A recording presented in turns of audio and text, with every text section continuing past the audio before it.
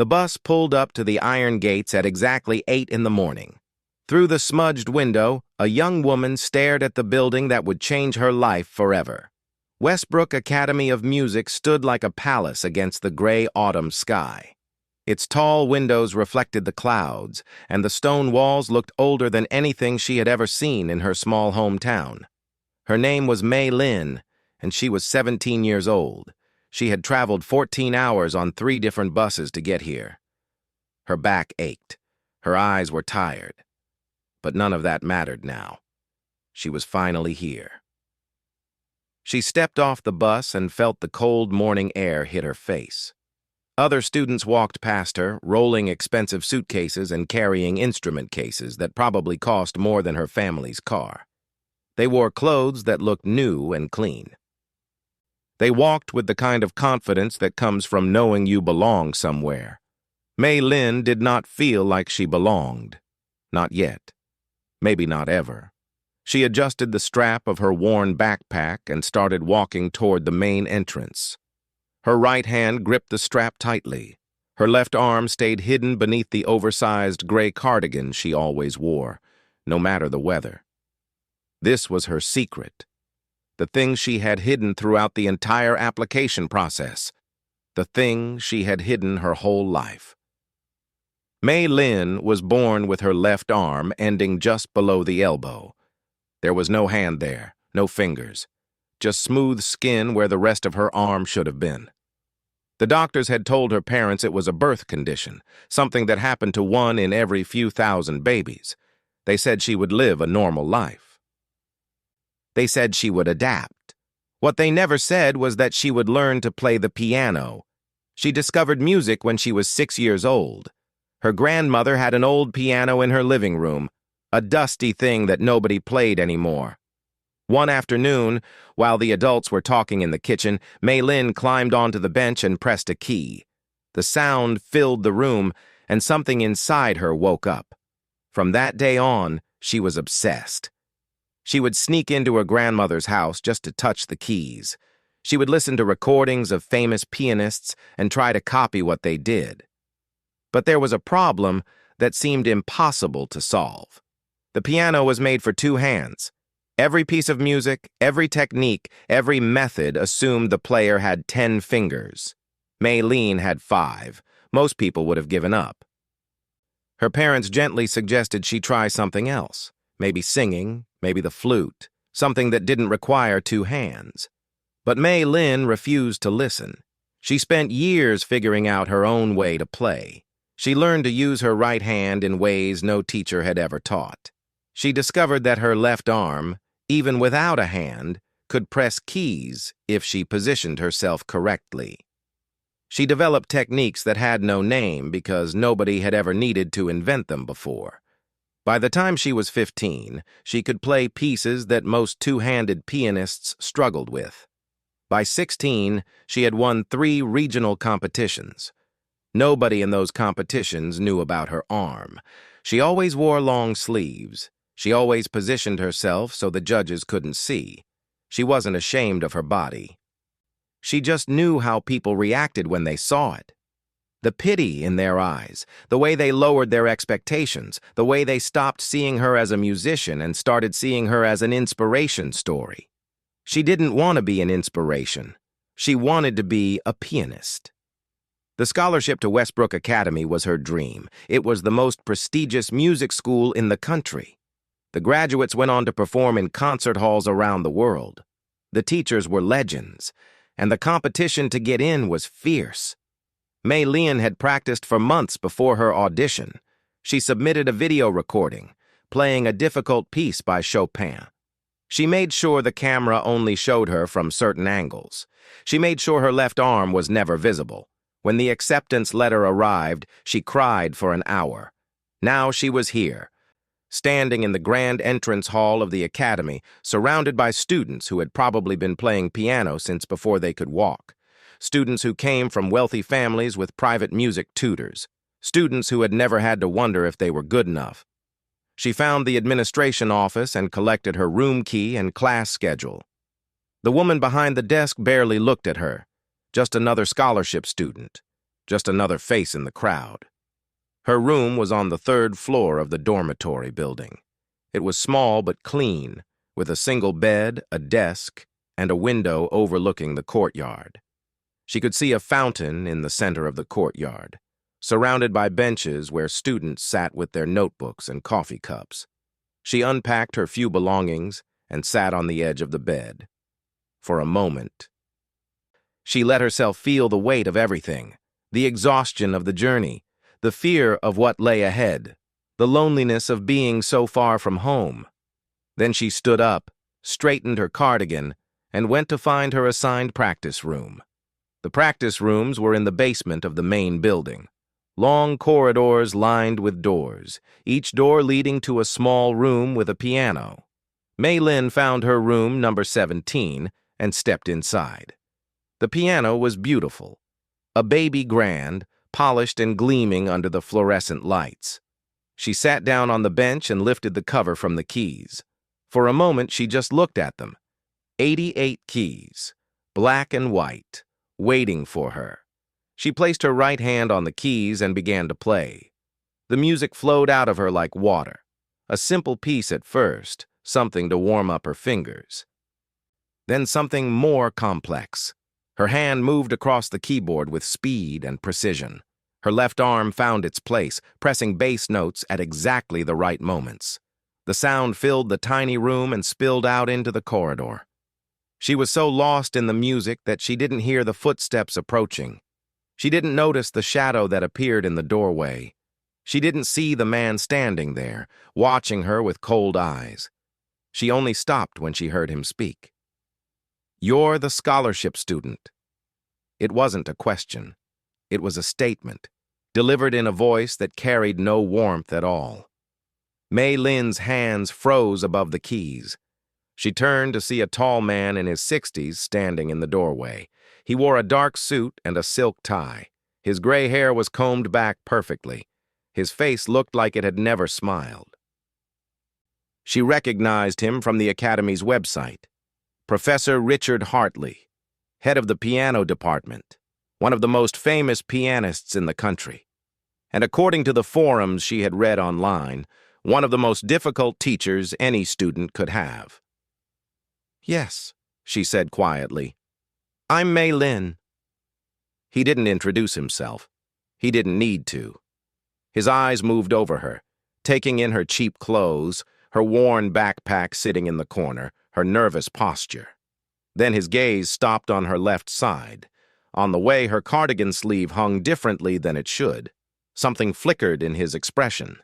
Interest, maybe, or suspicion. "We'll see how long that lasts," he said. Then he turned and walked away, his footsteps echoing down the corridor until they faded into silence. Mei Lin sat very still for a long moment. Her heart was pounding. Her hands were shaking slightly. She knew in that moment that Professor Hartley was going to be a problem. She could feel it in the way he had looked at her, like she was something that didn't belong. Like she was a mistake that needed to be corrected. But she had faced people like him before. People who thought they knew what she was capable of. People who saw her arm and decided she was limited. They were always wrong. She turned back to the piano, placed her hand on the keys, and started playing again. This time, she played something fierce, something that filled every corner of the room with sound. If Professor Hartley wanted to test her, she would be ready. She had worked too hard and come too far to let anyone send her home now. The first 3 weeks at Westbrook Academy were harder than Mei Lin had imagined, not because of the music. The music was the easy part. It was everything else that made her want to pack her bags and go home. Professor Hartley taught the advanced piano class every Monday, Wednesday, and Friday. Mei Lin had looked forward to these classes more than anything. She had read about his career, his performances, his awards. Learning from him was supposed to be the opportunity of a lifetime. Instead, it became her worst nightmare. From the very first class, he singled her out. Not in an obvious way. He was too smart for that. He did it with small comments and subtle digs that cut deeper than any direct insult could. When she played, he would stop her after just a few bars. "Your posture is wrong," he would say, or "Your timing is off," or "You're rushing through the emotion." At first, she tried to take his feedback seriously. She adjusted her posture. She slowed down. She worked on her timing until her fingers ached, but nothing was ever good enough. The strange thing was, he rarely let her play long enough for anyone to actually hear her music. He would interrupt her within the first minute, point out some flaw, and move on to the next student. The other students got to play full pieces. They got detailed feedback on their technique and interpretation. Mei Lin got fragments and criticism. She started to notice a pattern. He never criticized her actual playing. He criticized everything around it. The way she sat, the way she breathed, the angle of her wrist. But he never once said her music was bad, because he couldn't. Her music wasn't bad, and somewhere deep down, she suspected he knew it. The other students noticed the way he treated her. Some of them seemed uncomfortable with it. They would glance at each other when Professor Hartley interrupted her again. A few of them gave her sympathetic looks in the hallway, but nobody said anything. Nobody defended her. Professor Hartley was too powerful, too respected. Going against him could end a student's career before it even started. Mei Lin understood. She didn't blame them. But it still hurt to feel so alone. There was one student who didn't give her sympathetic looks.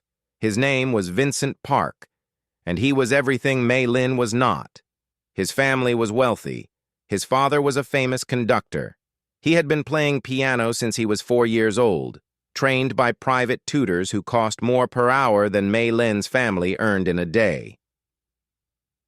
Vincent was talented. There was no denying that, but he was also arrogant in a way that made Mei Lin's skin crawl.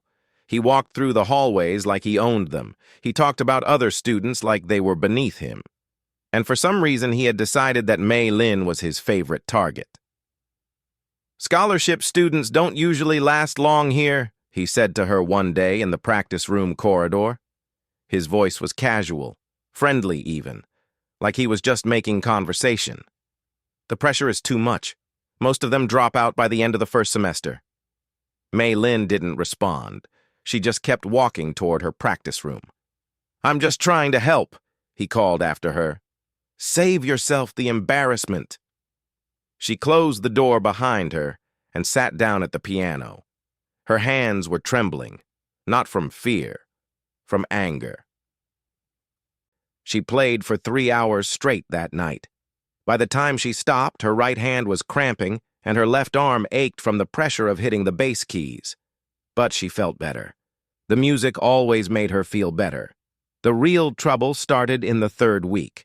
Professor Hartley announced at the beginning of class that there would be a mandatory performance assessment. Every student in the advanced piano program would perform a piece of their choosing in front of the entire department. Faculty, staff, and all 63 piano students would be in attendance. "This is not a competition," he said, pacing at the front of the classroom. "This is an evaluation. I want to see where each of you stands. I want to see your strengths and your weaknesses, and most importantly, I want to see if you belong in this program." His eyes found Mei Lin as he said those last words. She felt her stomach drop. "The assessment will take place in 2 weeks," he continued. "You will each have 5 minutes to perform. Choose your piece carefully. This will determine your standing for the rest of the semester." After class, Mei Lin lingered in her seat, pretending to organize her notes.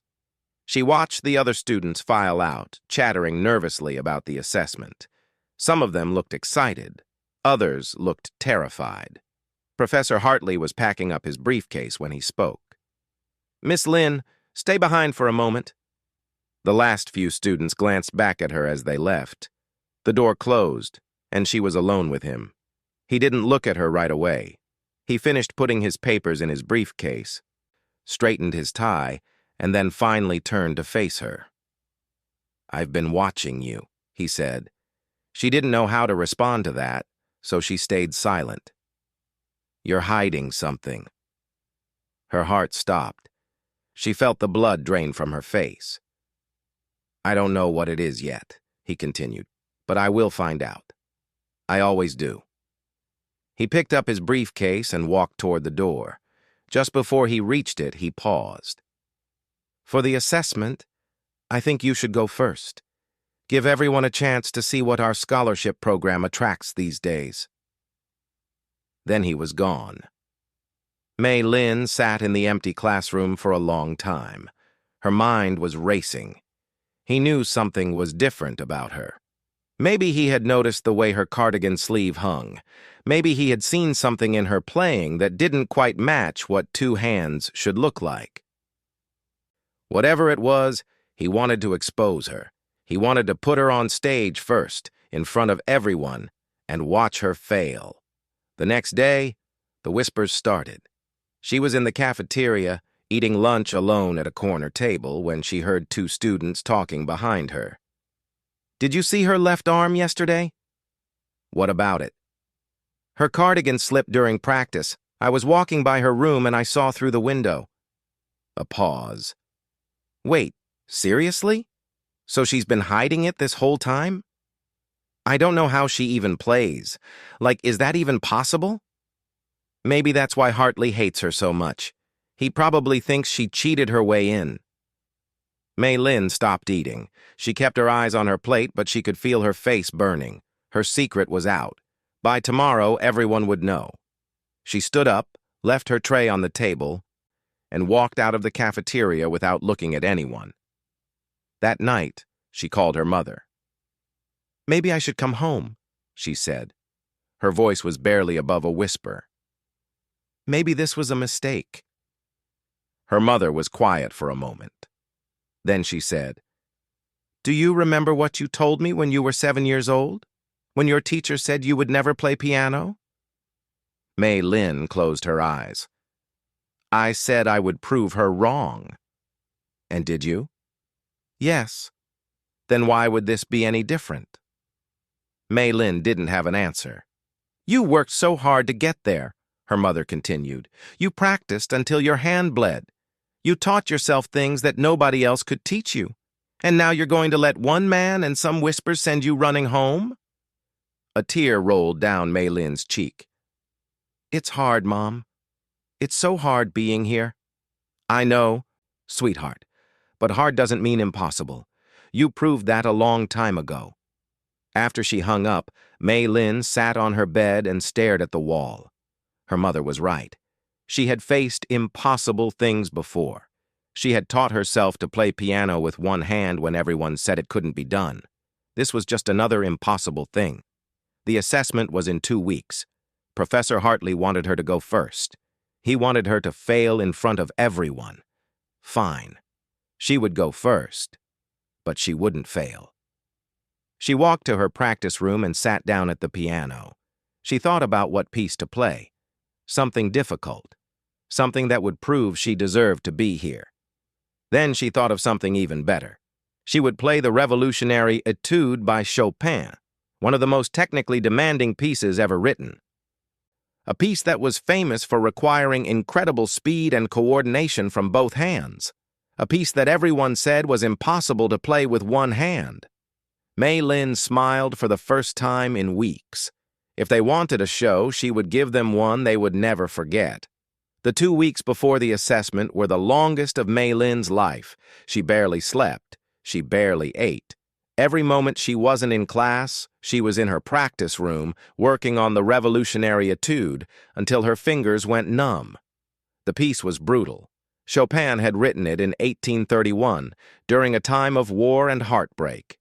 The music was fast, angry, and incredibly complex. The left hand was supposed to carry the melody while the right hand played rapid passages up and down the keyboard. For a pianist with 2 hands, it was already a challenge. For Mei Lin, it was something else entirely. She had to rewrite the entire piece. Every night she sat with sheet music spread across her bed, figuring out which notes she could keep and which ones she had to change. She moved melodies from the left hand to the right. She found ways to use her left arm to hit bass notes at crucial moments. She created new fingerings that allowed her right hand to cover twice the ground it normally would. It was like solving a puzzle that nobody had ever solved before, because nobody had ever needed to. Some nights, she wanted to cry from frustration. Her hand cramped so badly she couldn't straighten her fingers. Her left arm ached from pressing keys at awkward angles. There were moments when she thought about picking an easier piece, something that wouldn't push her to her limits. But every time she thought about giving up, she remembered Professor Hartley's face, the way he looked at her like she was nothing, the way he said, "We'll see how long that lasts." She wasn't going to let him be right. By the end of the first week, she had the piece memorized. By the middle of the second week, she could play it without stopping. But it still wasn't good enough. It was technically correct, but it was missing something. The emotion. The fire. The thing that made music more than just notes on a page. 3 nights before the assessment, she had a breakthrough. She was playing the piece for what felt like the 100th time when she suddenly stopped thinking about her hands. She stopped thinking about the notes. She stopped thinking about Professor Hartley and the other students and everyone who had ever told her she couldn't do something. She just played. And for the first time, the music came alive. It poured out of her like a river breaking through a dam. All the anger she had been holding inside, all the frustration and loneliness and fear, it all went into the music, and the music transformed into something powerful, something real. When she finished, she was breathing hard. Her heart was pounding, and she knew without any doubt that she was ready. The day of the assessment arrived gray and cold. Mei Lin woke up before dawn and couldn't go back to sleep. She lay in bed, staring at the ceiling, running through the piece in her mind. Her fingers twitched against the blanket, practicing invisible keys. By the time she got dressed and walked to the recital hall, her stomach was in knots. She wore her usual gray cardigan, the one that hid her left arm. But today, she had made a decision about that cardigan, a decision that scared her more than anything else. The recital hall was already filling up when she arrived. 63 piano students sat in rows of velvet seats. 12 faculty members occupied the front row, notepads in their laps. Professor Hartley sat in the center, his arms crossed, his face unreadable. Mei Lin found a seat near the back and waited. The other students performed first, despite the order Professor Hartley had announced. He had changed it at the last minute, making her wait. Making her watch everyone else play while her nerves built higher and higher. She understood what he was doing. He wanted her to sit there and doubt herself. He wanted her to see how good the other students were and feel intimidated. He wanted her shaking and terrified by the time her name was called. Some of the performances were excellent. Vincent Park played a Rachmaninoff piece with technical precision that earned him a standing ovation from several faculty members. He walked off stage with a smug smile, catching Mei Lin's eye as he passed. "Good luck," he whispered. "You'll need it." She didn't respond. One by one, the students performed. The hall filled with music, applause, and the scratch of pens on notepads as the faculty took notes. Hours passed. Mei Lin's hands grew cold. She rubbed them together, trying to keep them warm. Finally, when there was no one left, Professor Hartley stood up. "And now," he said, his voice carrying through the silent hall, "our final performer, Miss Mei Lin, our scholarship student. Please come to the stage." The way he said "scholarship student" made it sound like an insult. Mei Lin stood up. Her legs felt weak, but she forced them to move. She walked down the aisle toward the stage, feeling every pair of eyes on her back. The grand piano sat in the center of the stage, gleaming under the bright lights. It was the most beautiful instrument she had ever seen, and in a few moments, it would either be her triumph or her downfall. She reached the stage and turned to face the audience. For a moment, she just stood there, looking out at all those faces. Students who had whispered about her. Faculty who didn't know her name. Professor Hartley, watching with cold satisfaction. Then she did something nobody expected. She reached up and removed her cardigan. The gasp that went through the hall was like a wave. She heard chairs creak as people leaned forward. She heard whispers explode across the rows. She saw eyes go wide and mouths fall open. Her left arm was visible now. All of it. The smooth skin where it ended below the elbow. The part of her she had hidden for so long. She didn't look at their faces. She didn't want to see the pity or the shock or whatever else was there. Instead, she walked to the piano and sat down on the bench. The hall was completely silent. Nobody moved. Nobody breathed. Mei Lin lifted the cover from the keys and placed her right hand in position. She took a deep breath and closed her eyes. Then she began to play. The first notes of the revolutionary etude exploded from the piano like thunder. Her right hand flew across the keys with impossible speed, covering ranges that normally required two hands. Her left arm found its place, pressing bass notes at exactly the right moments, creating depth and resonance that filled every corner of the hall.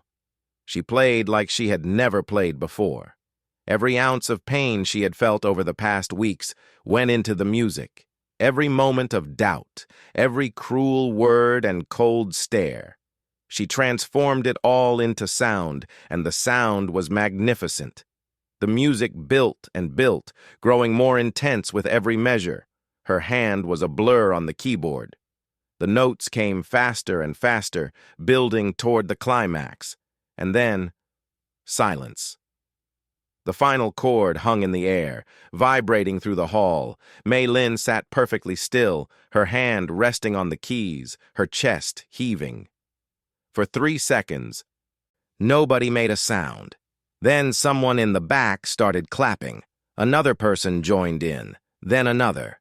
Within moments, the entire hall was on their feet, applauding so loudly that Mei Lin could feel it in her chest. Students were cheering. Some of them were crying. She finally looked up and saw faces she didn't recognize anymore. The pity was gone. The judgment was gone. In its place was something she had never expected to see. Respect. She looked at the front row, at the faculty members who were all standing and clapping, all of them except one. Professor Hartley sat in his chair, arms still crossed, face still unreadable. He was the only person in the entire hall who wasn't applauding. Their eyes met across the room. Mei Lin didn't smile. She didn't look away. She just held his gaze, and in that moment, something passed between them that neither of them could name. She had done what he said was impossible. Now it was his turn to decide what that meant. The morning after the assessment, Mei Lin found a note in her mailbox. It was written on expensive cream-colored paper, the kind that professors used for official correspondence. The handwriting was sharp and precise. My office, 9 o'clock. Do not be late. There was no signature, but she didn't need one. She knew exactly who it was from. She spent the next 2 hours trying not to think about what Professor Hartley wanted. Maybe he was going to kick her out. Maybe he had found some rule she had broken by hiding her arm during the application process. Maybe the standing ovation didn't matter, and he was going to tell her she didn't belong after all. By the time she reached his office door, her hands were shaking. She knocked twice and waited. Come in. His office was exactly what she expected. Dark wood furniture, shelves lined with awards and framed photographs. A grand piano in the corner that probably cost more than her parents' house. Everything was neat and organized, not a single paper out of place. Professor Hartley sat behind his desk, his hands folded in front of him. He didn't stand up when she entered. He didn't offer her a seat. He just looked at her with those cold eyes that had haunted her for weeks. Close the door, he said. She did. For a long moment, neither of them spoke. The silence was heavy, uncomfortable. Mei Lin stood in the middle of the room, unsure of what to do with her hands. Then Professor Hartley did something strange. He reached into his desk drawer and pulled out a photograph. He looked at it for a few seconds, his expression unreadable, and then he placed it on the desk facing her. Come here, he said. Look at this. She walked forward and looked down at the photograph. It was old, slightly faded at the edges. It showed two young boys sitting at a piano bench. One of them was playing while the other watched with wide, amazed eyes. The boy who was playing had dark hair and a serious expression. Even as a child, she could see the intensity in his face. That was clearly Professor Hartley. But it was the other boy who caught her attention. He was younger, maybe 6 or 7 years old. He had the same dark hair and the same shaped eyes, but his right arm ended just above the wrist. There was no hand. Mei Lin's breath caught in her throat. "My brother," Professor Hartley said quietly. His name was Thomas. She looked up at him. His face had changed. The coldness was still there, but underneath it she could see something else. Something that looked almost like pain. "He was 3 years younger than me," he continued. "From the day he was born, he was obsessed with the piano. He would sit next to me for hours while I practiced, just watching my hands move across the keys. He wanted to play more than anything in the world." Professor Hartley paused. His jaw tightened.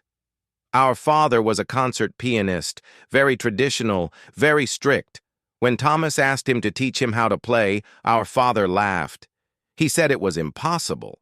He said Thomas would only embarrass himself and embarrass the family. He told him to find something else to do with his life."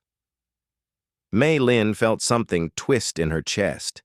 She knew that feeling. She had heard those words before, from teachers and doctors and well-meaning strangers who thought they knew what she was capable of. "What happened to him?" she asked softly. Professor Hartley was quiet for a long time. When he finally spoke, his voice was different, rougher, like the words were being pulled out of him against his will. "He believed our father. He never touched a piano again. Not once in his entire life." He picked up the photograph and looked at it. "He died 8 years ago. Heart attack. He was only 52. "I'm sorry," Mei Lin said. She meant it. "Before he died, he told me something." Professor Hartley set the photograph down carefully, like it might break. "He said his biggest regret was not trying, not fighting back when our father told him no. He said he spent his whole life wondering what might have been if he had just been brave enough to sit down at a piano and prove everyone wrong." He finally looked up at her. His eyes were different now. The coldness was gone, replaced by something raw and vulnerable. "I've spent 30 years at this academy," he said. 30 years teaching students that excellence has one form, one path, one acceptable way of doing things. I told myself I was maintaining standards, protecting the institution. But the truth is, I was just repeating what my father did. I was telling students like you that you don't belong, because it was easier than admitting that I was wrong." Mei Lin didn't know what to say. She had come into this office expecting to be expelled. Instead, she was watching the man who had tormented her for weeks break down in front of her. "I watched you play last night," he continued, "and I saw everything my brother could have been. Everything he could have done if someone had just believed in him. If I had believed in him." His voice cracked slightly on those last words. "I owe you an apology, Miss Lin. Not just for how I treated you these past weeks, but for everything I was trying to do. I wanted you to fail. I wanted to prove that my father was right, that people like you and my brother couldn't succeed in this world. Because if you could succeed, then that meant my brother gave up for nothing. It meant I let him give up for nothing." A tear rolled down his cheek. He didn't wipe it away. "I'm sorry," he said. "I'm so sorry." Mei Lin stood there, watching this proud man crumble in front of her. She thought about all the pain he had caused her, the sleepless nights, the constant criticism, the way he had tried to humiliate her in front of everyone. She should have been angry. She had every right to be angry. But all she felt was sadness. Sadness for him. Sadness for his brother. sadness for everyone who had ever been told they couldn't do something and believed it. "What was his favorite piece?" she asked. Professor Hartley looked up, confused. "What? Your brother? What piece did he want to learn to play?" He was quiet for a moment, lost in memory. "Clair de Lune, by Debussy. He used to hum it all the time when we were children. He said it sounded like moonlight felt." Maylene walked over to the grand piano in the corner of the office. She sat down on the bench and lifted the cover from the keys. "What are you doing?" Professor Hartley asked. She didn't answer. Instead, she placed her right hand on the keys and began to play. The notes of Clair de Lune filled the office, soft and gentle and full of light. It was one of the first pieces she had ever learned, back when she was a child sitting at her grandmother's old piano. She had always loved it. It sounded like a dream. She played it now for Thomas, for the boy in the photograph who never got to play, for everyone who had been told they weren't good enough and believed it. When she finished, she turned to look at Professor Hartley. He was crying openly now, tears streaming down his face. He didn't try to hide them. He just sat there, looking at her like she was something he didn't quite understand. "Thank you," he whispered. Maylene nodded. She stood up from the piano and walked toward the door. But before she left, she turned back. "You should come to my practice room tomorrow," she said. "I want to show you something." "What?" She smiled slightly. "A new way to teach piano, something that could help students like your brother, students like me." Professor Hartley stared at her for a long moment. Then, slowly, he nodded. "I'll be there," he said. Maylene opened the door and stepped out into the hallway. The morning sun was streaming through the windows, and for the first time since she arrived at Westbrook Academy, she felt like she truly belonged. The idea started small. Just a conversation between Maylene and Professor Hartley in her practice room, talking about techniques and adaptations and all the ways she had taught herself to play. He listened carefully, asking questions, taking notes in a small leather notebook he carried everywhere. Within a week, it had grown into something bigger. Professor Hartley brought the idea to the Academy's board of directors. He stood in front of 12 serious-faced men and women and told them about his brother, about Maylene, about all the students around the world who were told they couldn't play music because their bodies were different. He asked them to let him create something new, a program for adaptive piano techniques, a curriculum that would teach students with physical differences how to play in their own way. The board was skeptical at first. This wasn't how things were done at Westbrook Academy.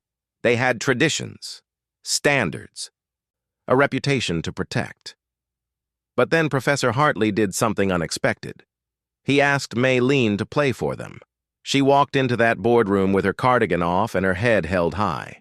She sat down at the piano they had brought in for the demonstration and played the revolutionary etude from start to finish. When she was done, the room was silent for 10 seconds. Then the chairwoman of the board, a stern woman in her 70s who had been playing piano since before most of them were born, stood up and started clapping. The program was approved that afternoon. They called it the Adaptive Music Initiative. Professor Hartley would lead it, with Maylene as his assistant and co-developer.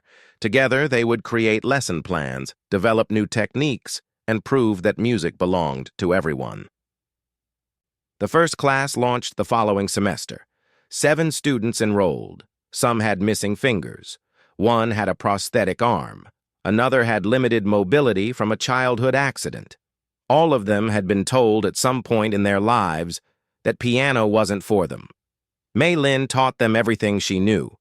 She showed them how to position their bodies, how to adapt fingerings, how to use whatever they had to create beautiful music.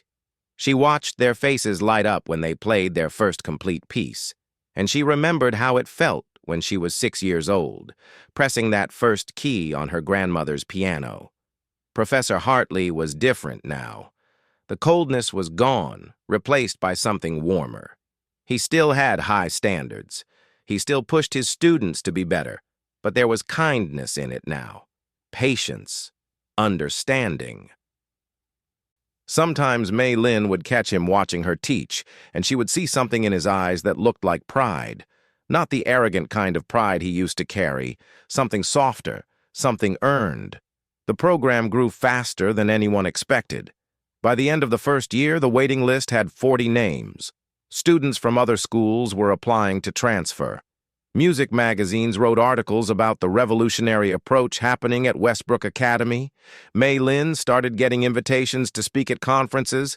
She traveled to other schools and taught workshops. She met students from all over the world who had been told the same things she had been told. You can't. You won't. It's impossible. She told them what her mother had told her. Hard doesn't mean impossible. In her second year at the academy, something unexpected happened. Professor Hartley came to her with a letter. His hands were trembling slightly as he held it out to her. "It's from my brother's wife," he said. "She heard about the program. She wants to come to the recital." The annual recital for the Adaptive Music Initiative had become the biggest event of the year. Students performed pieces they had learned, showing audiences what was possible when people stopped focusing on limitations and started focusing on potential. But this year was different. This year, there would be a special guest in the audience. The night of the recital, the concert hall was packed. Every seat was filled. People stood along the walls and crowded in the doorways. Word had spread about what was happening at Westbrook, and everyone wanted to see it for themselves. Mei Lin stood backstage, helping the students prepare. Some of them were nervous. She remembered that feeling. She squeezed their hands and told them they were ready. The first performer was a 12-year-old girl named Lily. She had been born with only one arm, just like Mei Lin. When she walked onto the stage, the audience went quiet.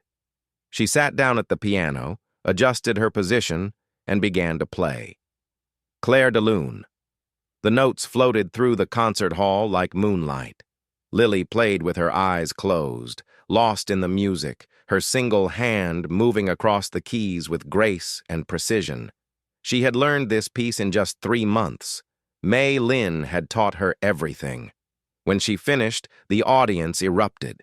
People were on their feet, clapping and cheering. Some of them were crying. In the front row, an elderly woman with gray hair and kind eyes wiped tears from her cheeks. Professor Hartley sat beside her, holding her hand, his brother's wife, the woman Thomas had loved.